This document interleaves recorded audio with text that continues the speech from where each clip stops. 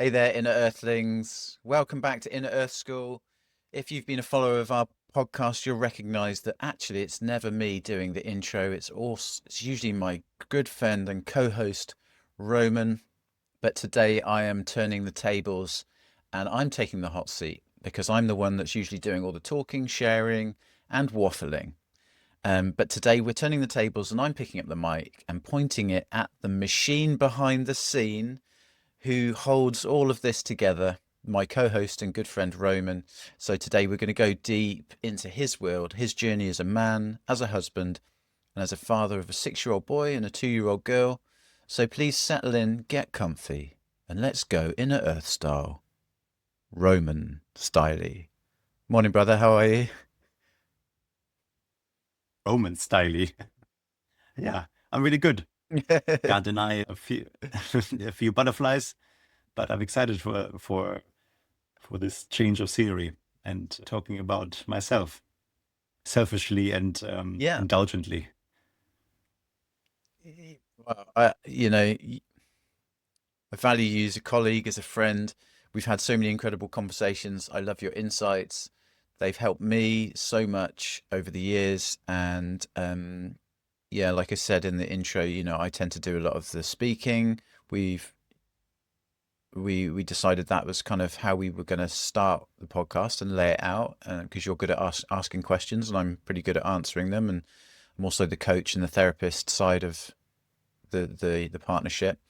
But I think as time's moving on, you're finding your voice and bringing your wisdom to the forefront. And because I value it so much, I wanted to actually do a full episode and honor that and kind of share that as well with the world. So I think because we talk a lot about life transitions, there's also a lot of wisdom that you can share, I'm sure, on the transitions that you've been through. So today I wanted to sort of dip into that with you. Um, so to kick us off, let's go back to the origin. Take us back. Who was Roman before all of this? What was the version of you that existed before fatherhood, before the podcast, and before the path that you're on now? Wow, that's a beautiful question. And because I have not done any preparation, so I'm flying off the mercy of my brain. I guess to and reel me in if I go too far. But I think it's to lay it out all out there who I am and what shaped me as the man I am today. I have to go really back to when I was 11, and it's when my beautiful parents decided to send me to boarding school. That gives probably a bit of context that my upbringing was a very safe and beautiful upbringing. Yet that shaped me in a way that, with the knowledge I have now, that no 11-year-old should be shaped. But I appreciate what happened. My parents did the best they can and with the best intentions. So I don't have any ill feelings. But unfortunately, it created a boy who needed to learn to be fending by himself very early on.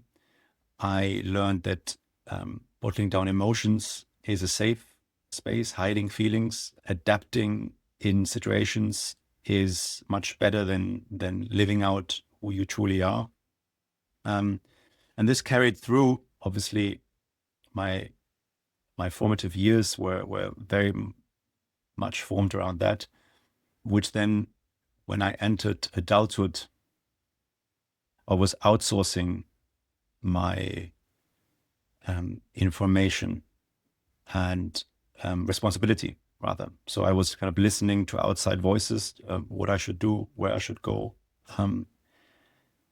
And this led me into my mid 30s, where I then finally realized, okay, this no longer works.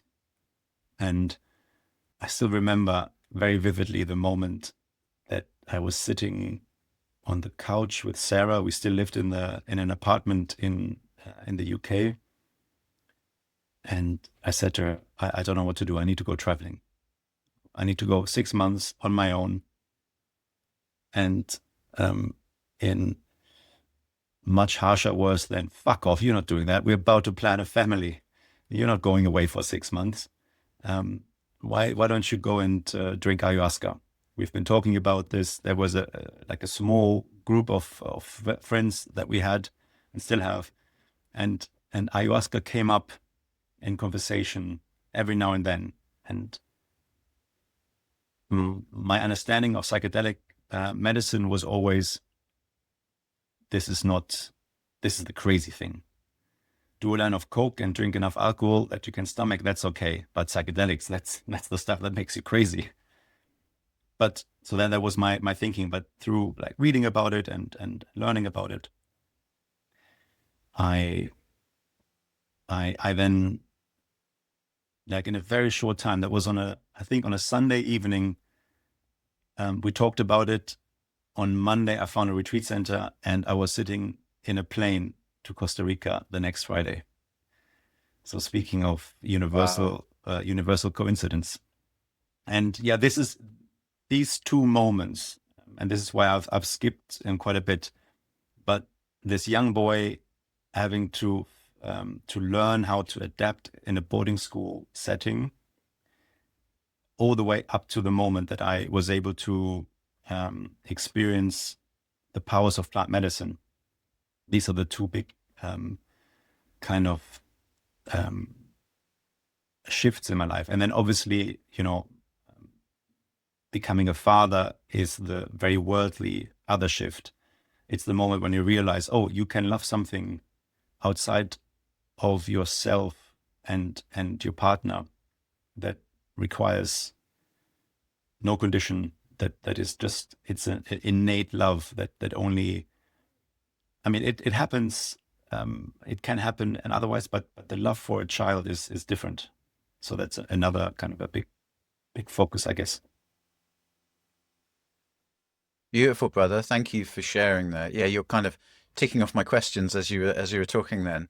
Um, so obviously, yeah, you had the framing of your life experience from the boarding school experience and that stuffing down of feelings, and then there was obviously a moment where you needed to be cracked open and start looking inward, and that was ayahuasca in Costa Rica with Soltara, right? Yeah. And Actually, Dennis McKenna that was and Dorian Yates, they were the special guests that in those 2 weeks. I remember you telling me, was that like 2018, 2019? 18, exactly. November 2018.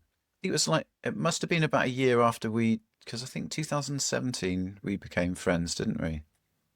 Yeah. Yeah. So that was the experience, and that cracked you open. And I think let's save our ayahuasca stories for another couple of episodes. Um, so so let's move into your being a husband and a long-term partner, and what has for you what's marriage and being in a long-term partnership sort of taught you about yourself that you feel kind of nothing else could have. So going back um, to who I was formed in those young years, my default system is being an avoidant. Obviously, rejecting emotional closeness is difficult, but fortunately, the universe has presented me with a wife that is very emotionally mature, um, and we are in each other's lives because of our positives, but also our negatives. So we are the mirror to each other, and she's teaching me a lot. Right, she is the one who holds up the mirror that rattles me a lot, and we get into difficult situations. But being a partner, being a husband, has taught me that it's okay to be emotionally vulnerable. It's difficult for me. It's fucking hard to be emotionally available, and it's still interesting to notice how I sometimes retreat into a spare room or just go outside and want to like avoid the situation rather than let's talk about it. But but these are moments that I have to face, right? It's the difficult things that we want to avoid that we have to step into. And luckily, she is a patient woman who um, dare I say, tolerates me. um, but I guess we understand each other, and it's this constant process to be able to go um, with each other and experience the ups and downs, but ultimately having the trust that we are there for each other. That's really beautiful, brother. Yeah. And so you kind of, in a way that so she's helped you become more emotionally connected, Yeah, and and and would you say then that I think you touched on it in terms of like where you maybe feel you still have work to do? Would that be around the kind of the avoidant side of things yeah. that you're obviously aware of? Yeah. Mm. It's I mean, since this is a very vulnerable space, and the work we're doing at Inner Earth is vulnerable. So let me try and lead by example. I don't like myself very much. I'm very hard on myself, and I don't trust myself very often. And so I'd rather shut down and build up these walls than letting other people in, and especially the people closest to me. My wife is the ultimate closeness. So I'd rather not let her see the mud that I'm trying to hide, but slowly and with patience, I learn that, oh, if I let her in and I open up to her, she's actually not judging me on the mud I'm wading through, but actually she appreciates me um, despite the mud. And that's a process. Little by little, that then helps me feel safe in that. And that's beautiful, brother. And I think this is also an important point for other men that might be watching this. Like I think you've just touched on the difficulty in allowing yourself to be vulnerable to someone that can see you completely. And that's a challenge for you to lean into that, but you recognize the power of leaning into that. Like, how do you feel on the other side of that? Like, once you've opened up, once she's seen all of those things, like what, how do you feel? Yeah. What comes up for you? What Free, right? Um, it's really? much. It's in the moment. It feels the easy path to shut down and not share and not open up. And in many ways, the learned behavior tells you that this is the safer option. But actually, you're just bottling up things. The the real life metaphor is, you open the carpet and just sweep it under until, and inevitably at one point, it will spill out under the carpet. You can't have a big enough carpet to just put stuff constantly in. Um, Mm. and um, what's the saying? I think it's a German saying. Let me try and translate it. But once the reputation is ruined, life is lived much easier. Meaning that if you're just open and vulnerable and be who you are, well, then that's who you are, right? That's beautiful, brother, because I think that's such an important lesson for any men that are watching this, struggling with vulnerability, feeling like they're doing themselves a service of protecting and holding in everything. I think what you've touched on there is that actually you feel freer the other side of your vulnerability.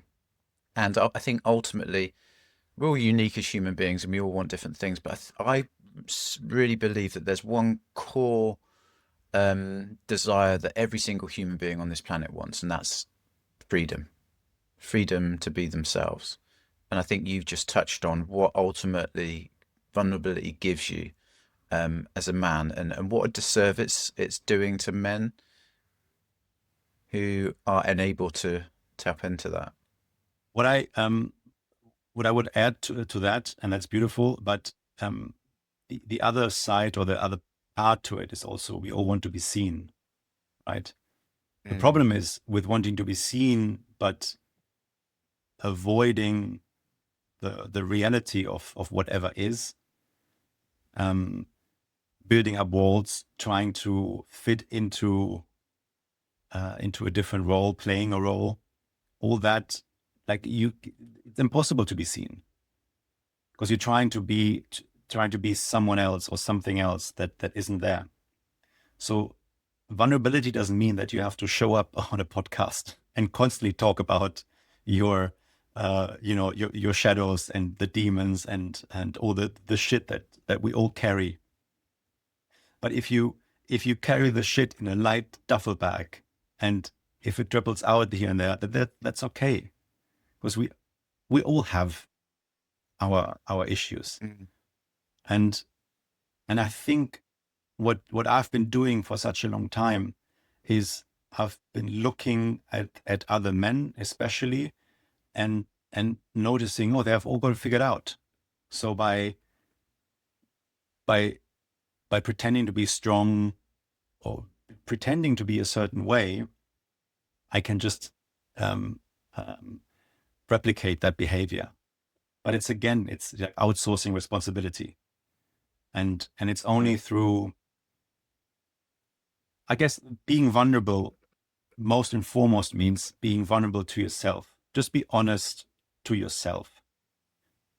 And then from then on, it trickles down the chain of command. Mm. Beautiful, brother. Beautiful.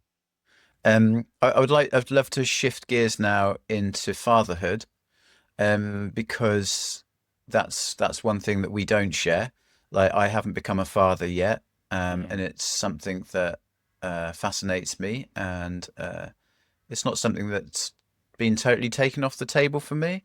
But I would love to get your first-hand experience of how that's been for you, and sort of initially what surprised you the most about becoming a father, that and maybe something that nobody actually warned you about.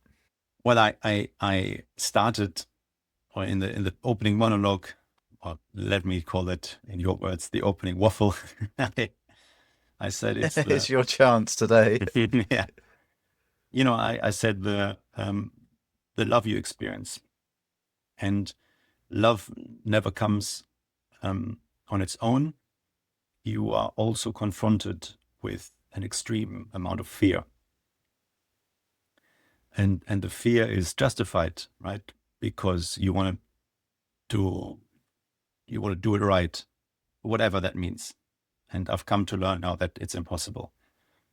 Um, but but suddenly you've been given this gift of life, and you have to take care of it, and you are very quickly reminded that um, whatever your aspirations are, they can never be met. So how to be the best version of a father that is also dealing with my own demons, and yet trying to navigate a young mind through this world, you know, um, that is filled with Werner Schnitzel, or rather Weltschmerz, and all the problems that we are facing in these current times.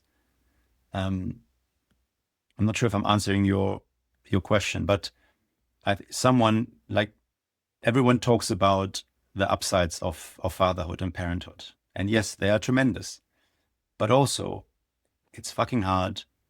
It's showing you where you still have work to do, um, and it's fear inducing.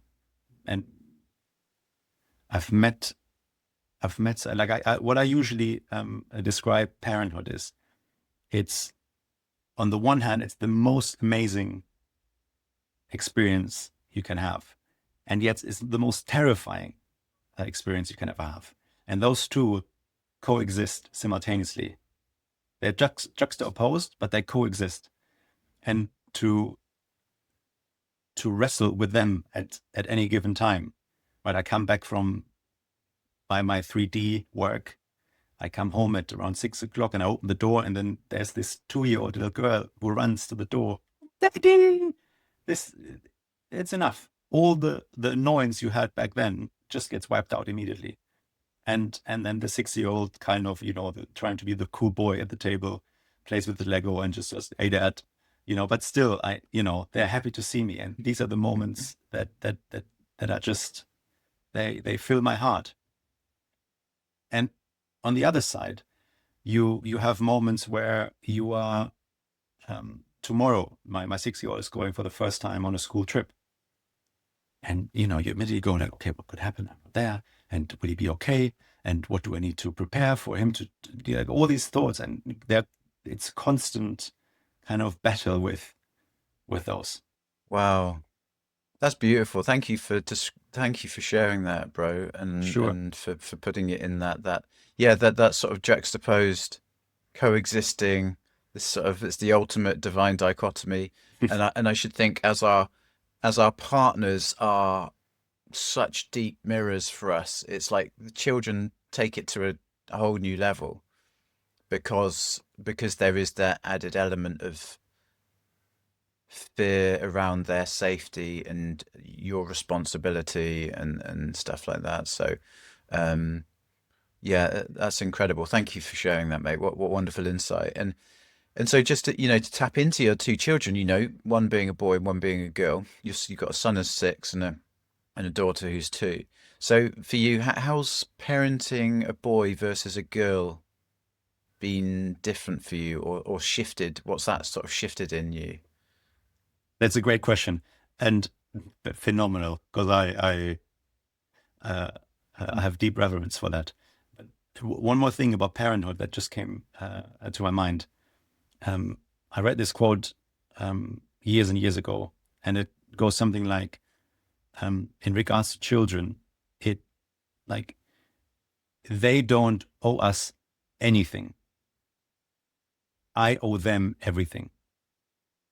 They didn't choose to come here, right? They didn't choose to be here. It's all on us.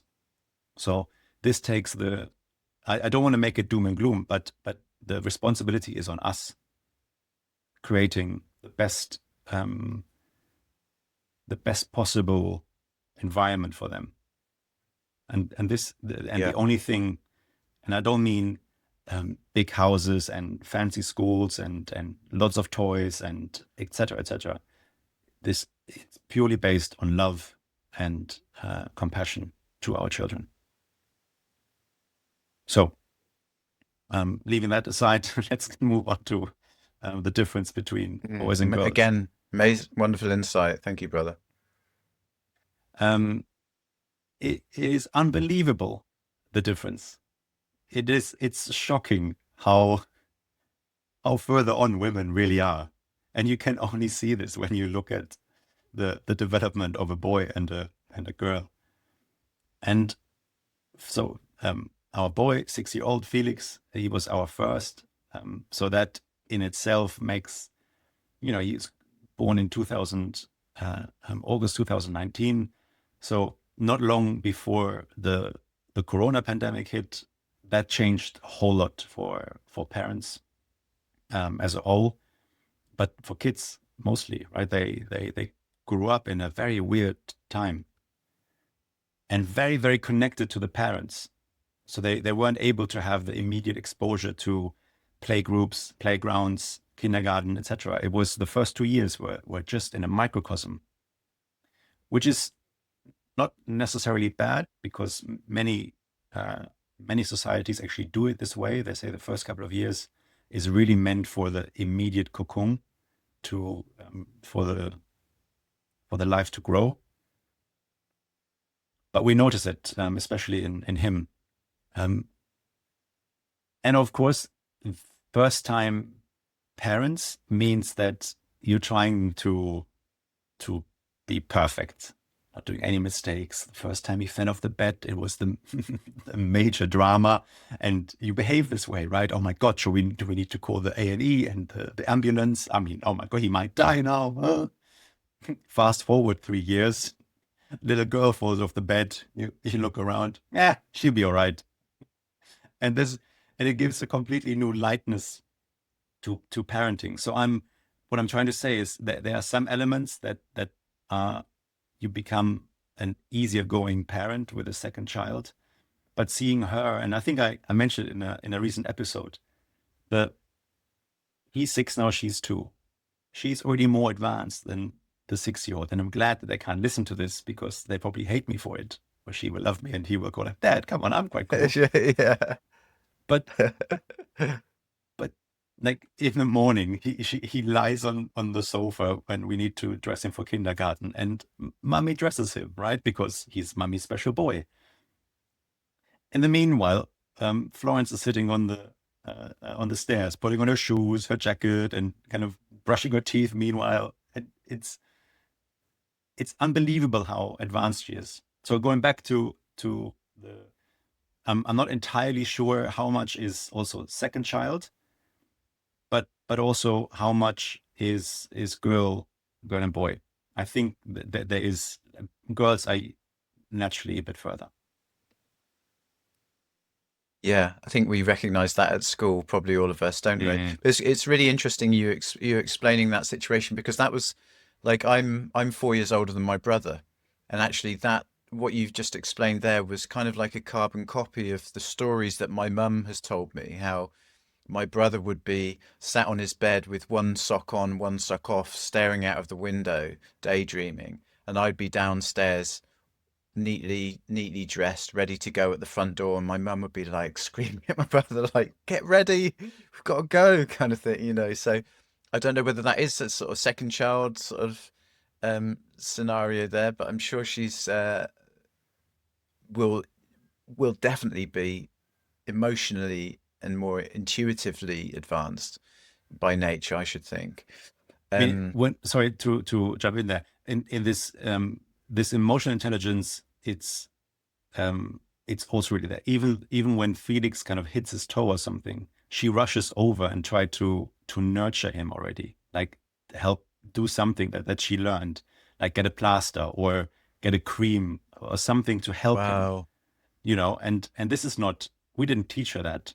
She saw maybe us behaving in a certain way when one of the kids hurt themselves, but she already has this kind of very nurturing, dare I say, motherly intention. Yeah, hardwired, no doubt, some of it into her as a woman for sure, or will be a woman ultimately. Mhm. Um, and sort of just to sort of the end of the fatherhood section on, because you're a man and you have a son, and you know, what kind of man do you want your son to see when he looks at you, and do you feel you're living that yet? Deep question. Yeah, and I wrestle with that because of my, the shadows I described. I think I can always be a better dad, and in fearful moments I retreat, and I don't show up as the best version of myself. That hurts deeply because I acknowledge, I know it, I acknowledge it. Um, but I want him to see me as,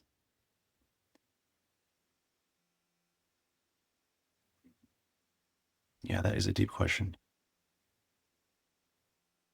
I want him to see me as someone who will always be there for him unconditionally, right? And that I don't have any expectations to him to be anything else but something that he will inevitably figure out for himself. So I want to create an environment where he can do that and um, unapologetically make the mistakes in order to, become who he will be. Meaning, and, going back to our favorite book, Conversation with God, he will have to find out who he's not before he then can settle into his true self. And this morning, waking up, I had this panic attack where, oh, like he's 6 now, not long now, where he will reject us as parents. And will I have done enough for him to understand that, you know, this is his safe space? We are here for his comfort, counsel, and support, whatever needed. Mm. Mm. Beautiful, brother. Yeah. He's lucky to have a wonderful father who reflects, who's doing the work. And then that's, that's an example for him to see that. I think, yeah, when we grow up as kids, we have this misguided belief, don't we, that our parents are superheroes and they can't do any wrong. And I think actually it's like finding out Santa Claus doesn't exist or the tooth fairy isn't real. Like, it's these white lies that are told to us that are quite damaging when we find out the truth of them. So to actually, and I think kids appreciate honesty and truthfulness, and I think if you're able to be vulnerable and open about your own shortcomings and recognizing that that doesn't change the value that you bring as a human being and a man, and also I think for a child it helps them to see that this is a marathon, not a sprint, and you can be both. This is one of the quotes I love: is you can be both a masterpiece and a work in progress. And I think it's important for kids to grow up with that. It's like this is an ongoing process of self-development and growth that we're all going through, but it doesn't mean that that changes the value of what you bring to the table in your And I current think, form, in your current state, wherever yeah, that is. yeah, thank you. And this is it, right? This is the human experience. I tend to think that we are spiritual beings having a human experience, and because of that human experience, we have to um, recognize our flaws. Don't dwell on them. Don't identify yourself too much with them, but acknowledge them enough so that um, you don't disillusion yourself by being perfection, because that doesn't exist. It can't exist. Once we reach perfection, we are back at source, and we get there soon Mm, enough. For now, mm, it's playing the game. It's and I don't mean it. Oh, you just play the game. It's a simulation. But be open to this human or this gift of life, and and play with it. Experience. You say it so often. Um, it's about curiosity and experience. beautiful. Thank you, brother. And But and now I want to sort of shift gears out of the sort of the depth. Well, no, I don't think there's any chance of us shifting gears out of depth. Like we tend to enjoy wallowing in that. and So now we let's talk go about the even weather. deeper, maybe. Yeah. I want to talk to you more about sort of resources. So things like, for you, what's been the most formative book, teaching, practice, or maybe conversation on your path, that you'd recommend without hesitation to anyone listening. I mean, this is now then very personal to me. Obviously, this is not this is not advice, It's all or about you. it's, yeah. But I mean, the book that probably shaped um, a lot of my thinking is indeed Conversation with God, um, and the ability to look behind the word God, um, that's so divisive in modern culture and conversation. Um, then there are few other books, um, like The Alchemist, really kind of helped me a lot. But I I personally, and I mean, both of us dropped it here and there, if you've been listening to these conversations. But the most profound um, changes I've seen through myself is with the work of psychedelic medicines and experimenting with them. And yeah, I've done a lot of journeys with a lot of different substances, and it is in the treacherous corners of the mind that I find myself most comfortable, because it, like every modality you're finding for yourself. That's also, maybe to change gears a little bit, running for me is such a important part of my current um, existence. It's because I consciously choose to not put anything on my ears, no podcast, no music, but just go through the motions. And like, once the pain is enough for me to forget all the mundane bullshit that is happening in life, I then finally come closer to who I am. Thoughts clear up, and I can think more freely. And the same happens for me in the outer edges of a psychedelic experience. Terence McKenna always says, if in doubt, double the dose. And I believe him. Crazy fools. Yeah. So what I'm trying to portray here, everybody has to find out for themselves what works. Meditation works, yoga works, breath work works, journaling works. There are a million ways to roam.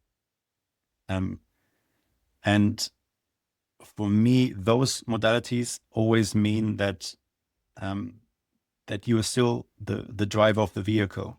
For me, I no longer am the driver of the vehicle. I become the vehicle in a medicine journey. And that's why for this, like, reading the books, yes, are great. Doing the very worldly work, great. I also meditate, or on and off. I journal on and off.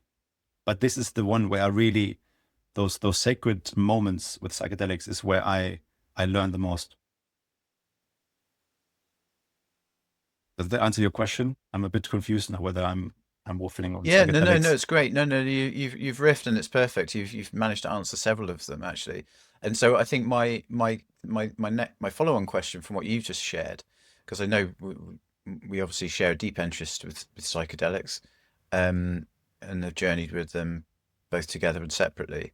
For you, what is it that the psychedelic experience has? What's the greatest gift that the psychedelic experience has given you? Unity, oneness, um, connection. There is the I've been on 3 different retreats in South America, and as powerful as the medicine individually was, the more powerful was the meeting of the tribe, right? Other people that come together from all walks of life, and they share one common goal, trying to understand yourself a little better. And entering conversations with those people suddenly make you realize, like, it's not about the problem, it's about sharing the journey of discovering who we are. Because we all have problems, right? I mean, I've now friends. One of them is an Army Ranger, an elite American soldier. From the outside, one of the toughest nuts I've ever met, but also one of the deeply smart person I've ever met.